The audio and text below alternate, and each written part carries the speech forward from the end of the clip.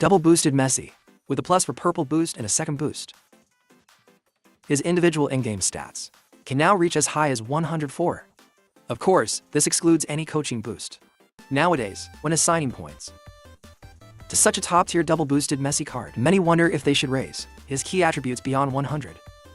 Even stacking the second boost to 102, or pushing 103 or 104. Stats exceeding 100 do look intimidating, but is it really necessary to go that high? Today, we're going to test the gains that come from exceeding 100. First, let's focus on Messi can easily push beyond 100 dribbling. To start our analysis, let's clarify a key piece of information.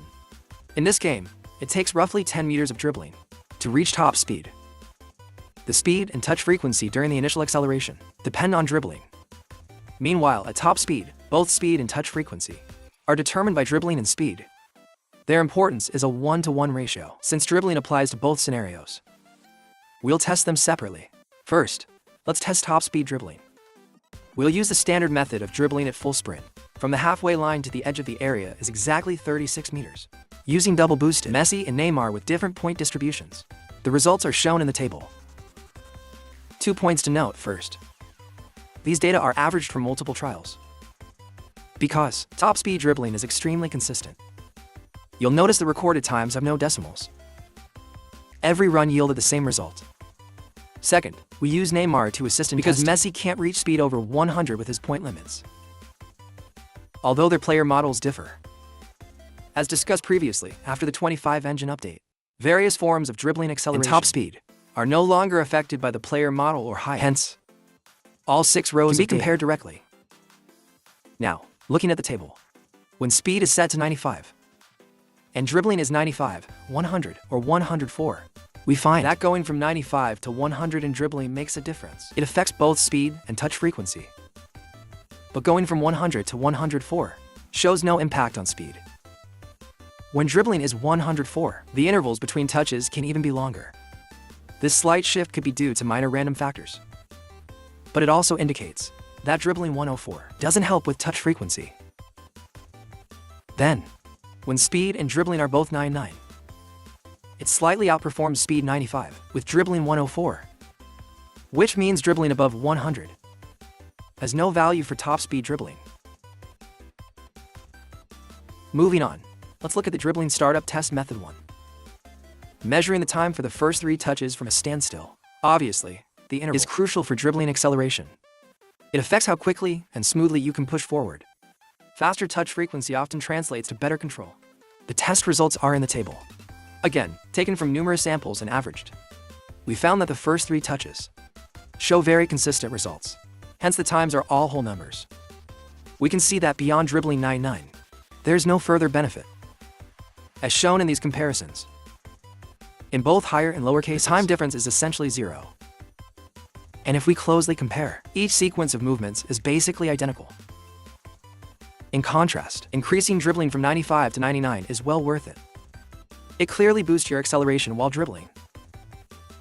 Likewise, raising dribbling from 90 to 95 shows a noticeable gain.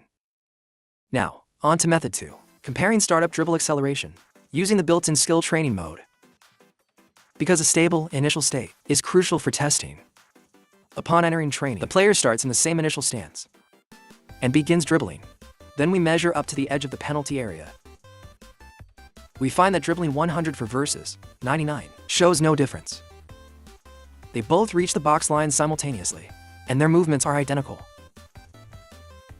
In fact, throughout the acceleration, every frame of movement is the same.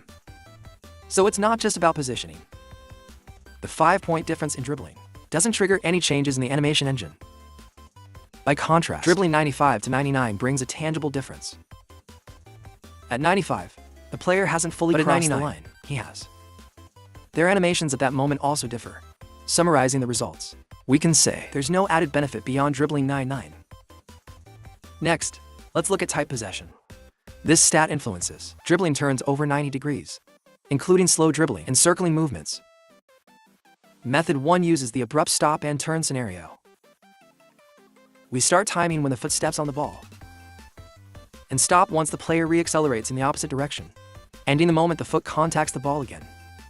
The advantage of this method is its stable initial state, and that it's unaffected by user inputs. Since you only press to opposite directions, with 100% identical commands each run, the turn animation includes a brief ball separation, which introduces slight randomness. So, we need multiple samples for averaging. Thus, the final data may include decimals, but the results are puzzling. Type possession 104 turns out slower than 96, which is surprising, as shown in the footage. After further investigation,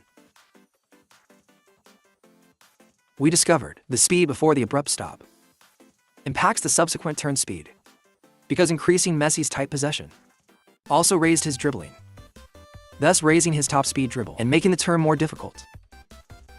We can prove this by using the same type possession and dribbling, then lowering another stat that affects dribbling speed, such as reducing speed from 93 to 89, which indeed makes the turn quicker, as clearly shown in the table. So to control speed before turning, we adjust speed downward as dribbling goes up, as indicated in the table, keeping their combined total constant, so dribbling plus speed remains the same. Specifically, we used a total of 196 because double boosted Messi can't raise speed to high, so the last 3 rows were tested with a created player under strict variable control. Going from type possession 99 to 104 has less impact than going from 95 to 99 or 9095.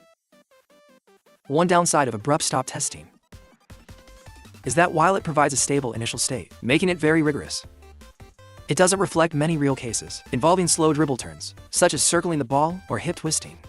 Specifically, when you input a direction change while dribbling slowly, how long until the player touches the ball and rotates the body accordingly. This is tricky because timing your input can affect the result. If the ball is farther from the foot versus just after touching the ball, you'll get different outcomes.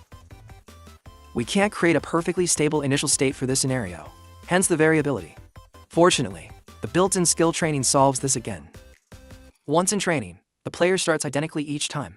We immediately input a backward turn and measure how long before the next touch. The results are as follows.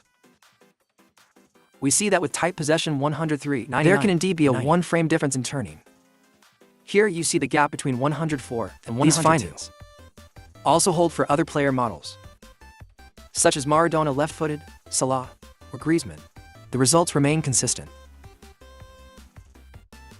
When extending the data further, you'll notice that below 85, the time to retouch the ball suddenly becomes faster, because it's a different animation module. When type possession is 86 or above, the body is rotated roughly 90 degrees on first contact, but at 85 or below, it's only about 30 degrees. So the module for 86 plus completes the turn faster, by about 6 frames 6/60th second. Hence, type possession 86 rotates the body more quickly, while 85 or below doesn't, leading to a noticeable difference.